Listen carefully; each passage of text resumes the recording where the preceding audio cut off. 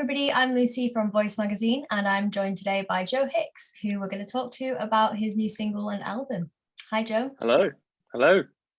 How you doing today? You good? I'm very good, thank you. Yeah, so I just had to make you a bit bigger on my screen. Of course. So first of all, let's talk a little bit about your lead-in single, Mirror Mirror. It's really great. I really enjoyed it. And I know that you've mentioned in the past that you kind of previously ignored ideas that didn't really fit your sound or things that you didn't think fitted your sound as you'd sort of described it.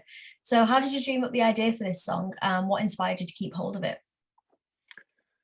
Yeah, the background on that kind of thing is I spent a long time before I'd ever released anything 4 or 5 years ago, kind of trying to work out what I wanted to sound like and what was true to me. And I spent about 2 years, year and a half recording songs that never saw the light of day, where I was just kind of trying to find the sound. And I suppose once I got that and I wrote some songs that I was like, this is it. Then for a while I was scared to kind of deviate from that.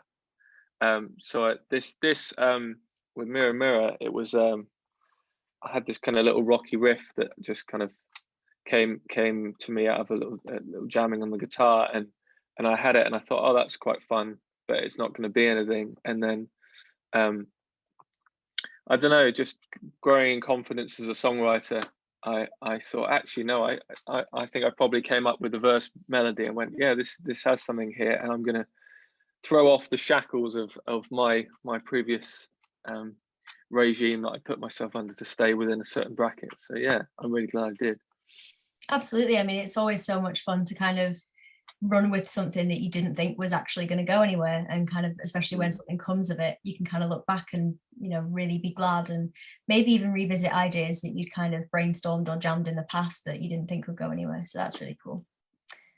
So before we delve a little deeper into the album itself, what actually inspired you into getting into writing music? Was there any particular artist that inspired you, or have you just always been a big musician? Well, right back at the start, it was a guy in my primary school assembly, the guitar teacher, that got me into guitar, because he brought all of his students into the room and played to the assembly, and I was like probably 8 or 9, going, oh my god, this is so cool. It was classical guitar, which I still think is cool, by the way, but at the time it was like, this is amazing. And then just getting into bands in my teenage years, and kind of trying to emulate the people that we like to listen to, being in bands and trying to I think everyone goes through that, like you learn other people's songs and really like them, and then maybe you've learned enough songs that you start to build yourself a palette of things that you like, and then just, like I say, playing with my mates, and we kind of started to say, oh, let's write something ourselves. And on a solo front, I then kind of realized there were some things I wanted to say, and I started to get into certain people, like John Mayer is a big influence, and I saw it's actually a drummer in my old band gave me his DVD about 10 years ago, and I just watched it and was blown away, because I didn't realize, well, it's the first time I'd seen someone meld kind of pop songs with great guitar and groovy drums, and I was like, oh, I want to do this is really cool. So that kind of set me off on a journey of wanting to write my own stuff. Yeah, absolutely. I mean, it's so great to just kind of grab that inspiration from other people and take it in a way that makes it your own. So really, really good. What kind of things typically inspire you to actually write a song then? Like, what kind of content inspires you to think of a theme for a song, or, you know, the first, is it just kind of jamming off riffs, or? Yeah, I know I almost always write from I'll come up with a musical idea, then probably a melodic idea over the top, singing with kind of weird stopgap lyrics that are English words but don't make any sense, and then I normally live with that for a little while and try and work out what the song's about, what the song is telling me it's about, and then I can kind of link to an experience to do with me or to do with something external, and then try and flesh it out from there. So I suppose I let the music lead me to the song meaning. Yeah, absolutely. I do envy people. I think Bob Dylan is someone who writes, I've got this wrong, but writes the lyrics first and then goes Yeah. from there. And I hope to one day be able to do that, but everything up to this point has been lyrics second. Yeah, I mean, everything can kind of come from its own place. If you started to, throw together some ideas of lyrics, it might just lead you to a melody one day. Who knows? In terms of the songwriting process itself, when the lyrics come last, how do you kind of know that a song is ready to be taken into its final form? I kind of have like a filter where I know if I don't think the lyrics that I put down are what I want to say or say it well enough. I'm trying not to have terrible lyrics, but I don't know, it's all subjective, isn't it? But I don't know. I watched a video recently of Sting talking about songwriting with the drummer Stuart Copeland from the Police as well, and he was talking about he doesn't really know how you write songs. He's written hundreds of songs, but he doesn't really know. And there's definitely a point in the process where I kind of almost have blanked out now. Much like I suppose like people forget pregnancy pain. I don't remember that painful bit of each song, but I know that there's a point where I go, oh yeah, this actually feels right. I think it's the whole thing from start to finish. I have to be able to listen through it, which I do probably 100 times on each demo, where I go, yeah, there's nothing that kind of jabs out at me. You can look back at lyrics, and as long as there's no such thing as a good or a bad lyric, as long as people can take something for themselves from that lyric. I mean, people have looked at the Police lyrics and thought it's quite stalkerish in the past, and things like that. So I suppose there's no real formulaic way to write good lyrics or to make a song, successful per se. So no, I talk about this with my best friend is my producer, Sam Winfield, and he and I talk about this kind of thing a lot. And from the very beginning, I set out to make music that I loved, that I wanted to listen to. It sounds very cliche, but I don't tend to. I think I try to write very much like, what do I like the sound of? Not kind of what's going to work good on the radio. Or I think ultimately, the more inward you look, the more outwardly it can connect. Absolutely. I mean, if you aren't appeasing yourself, then your authenticity isn't going to shine through in the songs that you're writing. So I would be exactly the same. Oh, okay, so in terms of the new album, I'm really, really looking forward to it. I like the fact that the single Mirror Mirror touches on kind of the uncertain future, and it's really not afraid to express those fears. And of course, through the pandemic, a lot of artists really, really struggle with that kind of thing and with this whole battle and idea of success. So what kind of things did you do to get through such an uncertain time? I like to think that every cloud is a silver lining, which is another cliche for you.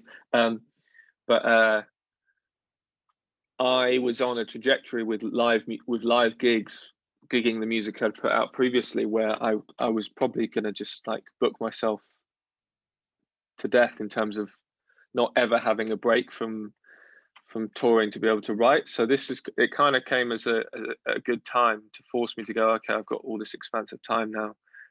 I can write. The only flip side of that is not much to write about when you're sat at home. And I kind of didn't want to write a lockdown album. I felt like a lot of artists were suddenly going to write lockdown albums, which is cool. But inherently, listening back to some of the songs, it's definitely they're written by a man who was a bit fed up of being cooped up. And Mirror Mirror is probably the prime example of that, of kind of, I think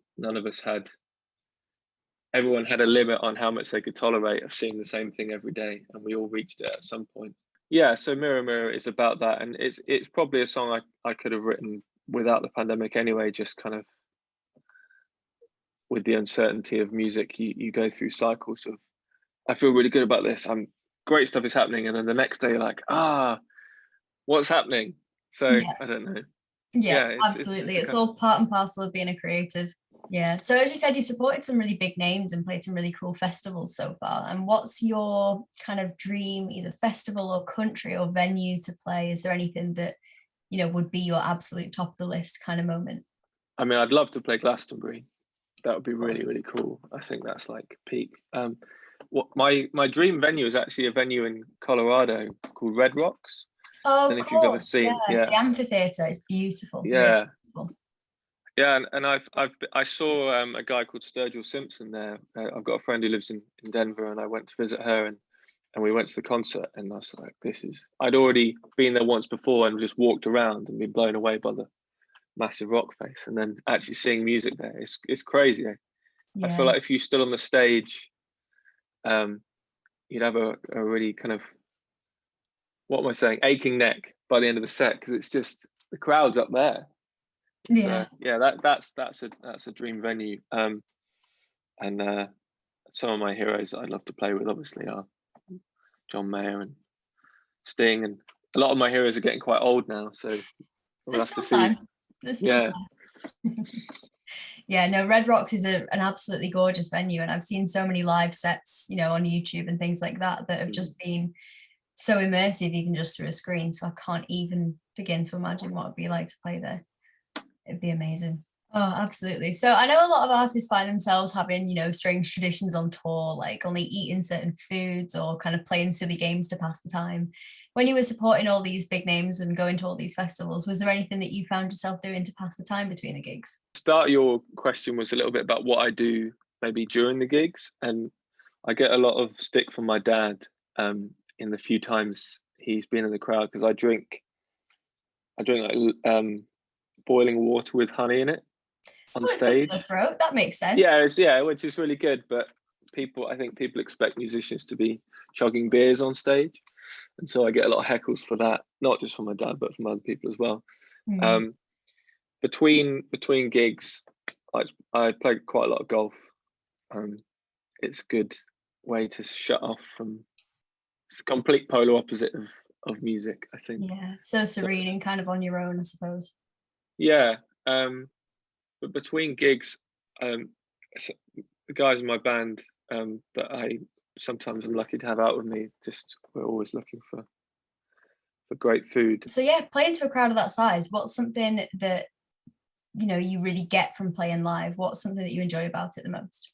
I really like the moment just before you go on, where I don't say I get nervous, but your body definitely can convey a bit of that. There's definitely a rush just as you go on, and then the moment you hit the first note or first chord or something, and you put so much time in as a musician practicing and playing loads of gigs and stuff, and that's the moment where it it all kind of seems to make sense. It's like, oh yeah, this is why I do this. This feels great.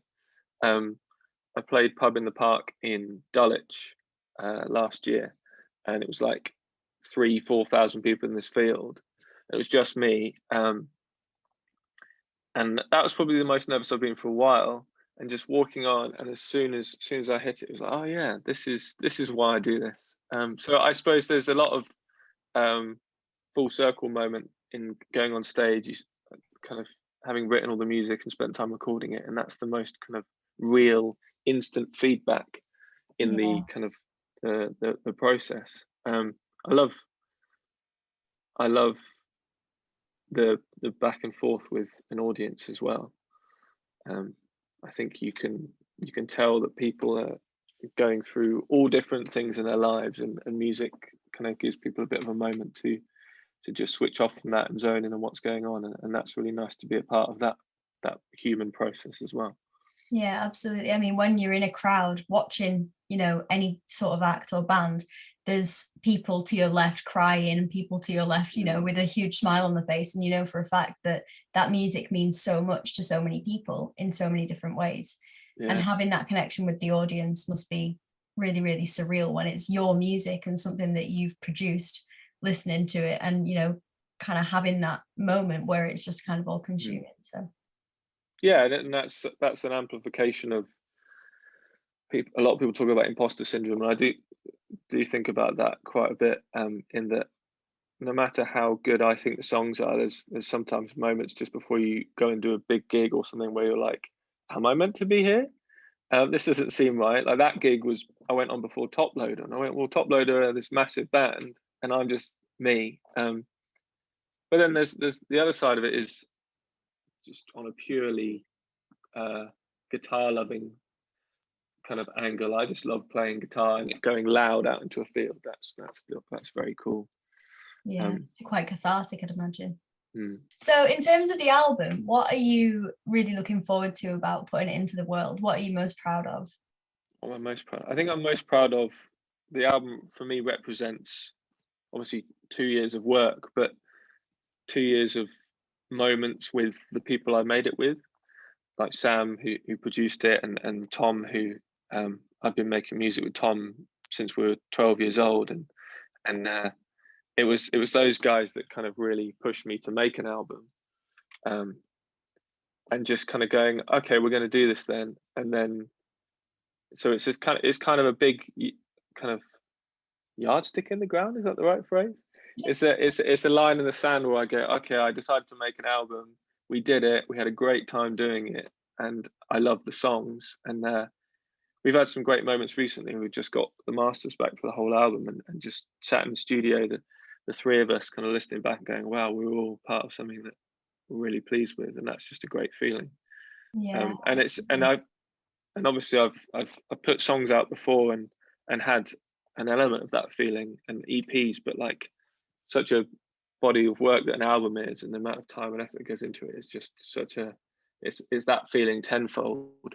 Yeah. So I'm excited to. It's almost a piece of like, I'm so chuffed with it that getting it out there is like, well, whatever happens, because I know that it's what I wanted to make, and everyone, like I say, those two guys, and then had an amazing drummer, amazing bass player, a guy called Barney Morse Brown. I can't speak.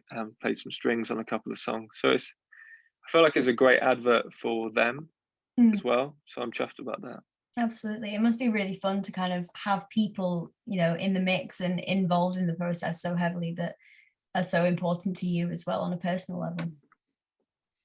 Yeah, to say that a solo artist is a solo artist is somewhat wrong, because I couldn't have recorded the album myself to that standard, or play drums like that, and I stand on I'm reliant on some very talented people to make these songs come to life. So There's so much background work that goes into it. So what kind of thing can we expect from the album, sonically, and what kind of themes might it touch on?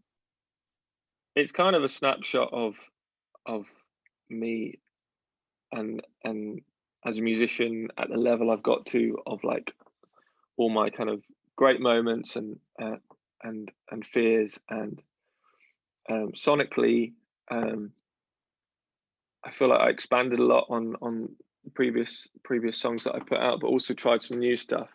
As I said, with Mirror Mirror, with the riff, and then we kind of lent into everything quite heavily. So when there was an acoustic song, it's got strings on it, and we went really far into that, and tried to treat each song in isolation, and lean into each idea, which really excites me. Theme wise, it's a mixture of thinking about past relationships, thinking about relationships that were happening when I was writing the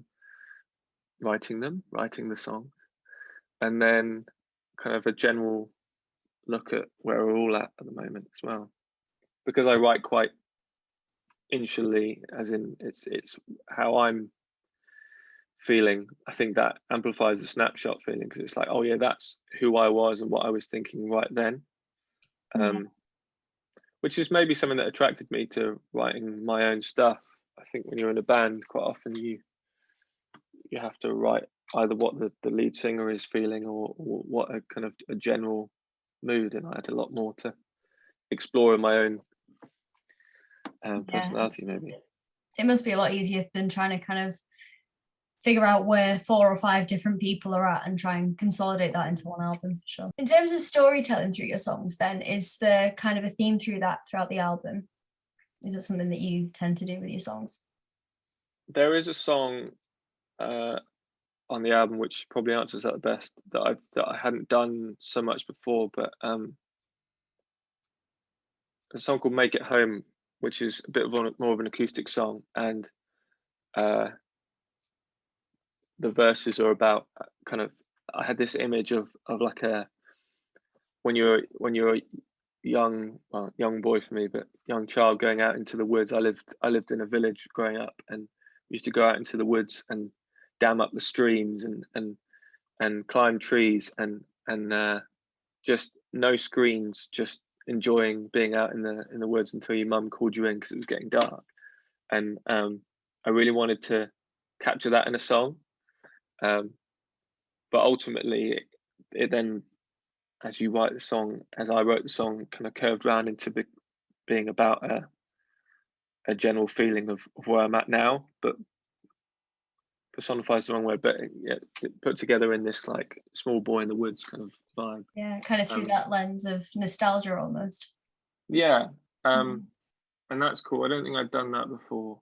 I'm trying to capture feelings and stay with them for longer than I would in the past. I think it's very easy to. I've read a lot of books about artists who procrastinate, and I think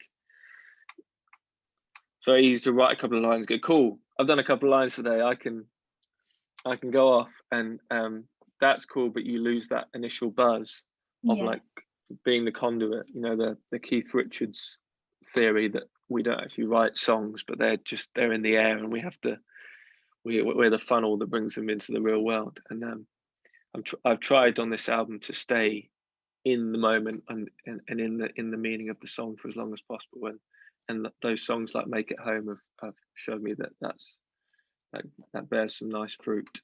Yeah, absolutely. I mean, these things are so fleeting, and there's such a kind of specific weight to certain feelings or emotions or even memories, like you said, with the woods and things, that if you do move away from them, it's really difficult to try and recreate that, or to force yourself into a frame of mind where you can write from that place again. So definitely a good thing to kind of practice staying with it and seeing where that can take you. For a bit of fun, if you had to take one of the songs from the album to a desert island with you, which would it be and why?